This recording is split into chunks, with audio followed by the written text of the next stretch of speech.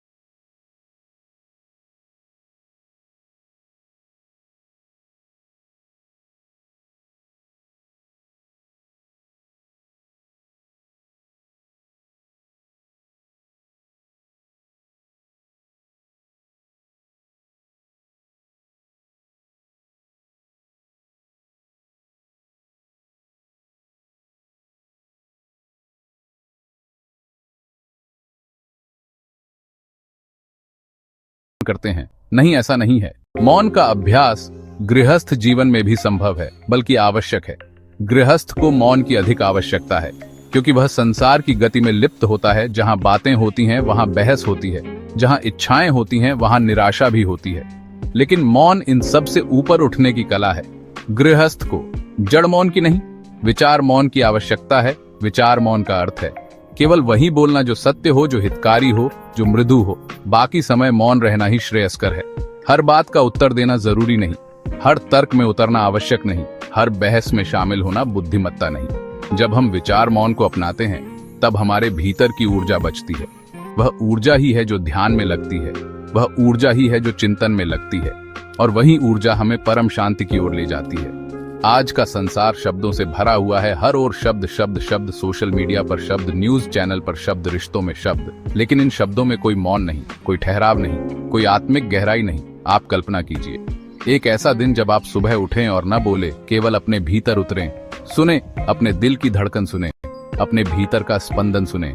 वह मौन जो भीतर गूंज रहा है, वह मौन जो कह रहा है कि सब ठीक है, कि जीवन एक लीला है, कि तुम केवल साक्षी हो। मौन हमें साक्षी बनाता है। मौन हमें दूर से देखने की शक्ति देता है। जब कोई कुछ कहता है तो हम प्रतिक्रिया नहीं देते, हम केवल देखते हैं, सुनते हैं, समझते हैं और उत्तर तभी देते हैं जब आवश्यक हो।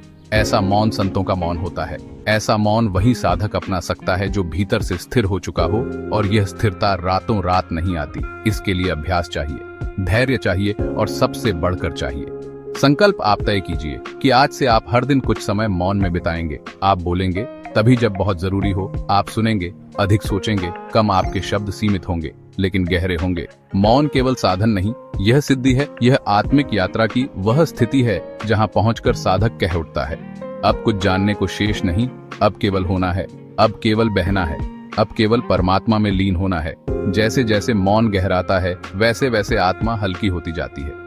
मन के बोझ उतरते हैं, विचारों की चेन टूटती है, इच्छाओं की गांठ खुलती है, और अंत में केवल एक ही अनुभव बचता है, संपूर्णता का, पूर्णता का, शांत आनंद का, निर्विकल्प प्रेम का। मौन में ईश्वर बोलते हैं, मौन में सृष्टि प्रकट होती है, मौन में ब्रह्म चेतना जागती है। इसलिए मेरे मित्र, अब निर्णय आपका है।